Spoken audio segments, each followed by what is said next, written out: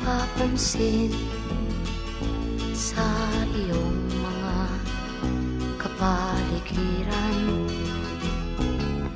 Kay dumi na ng hangin, pati na ang mga ilog natin.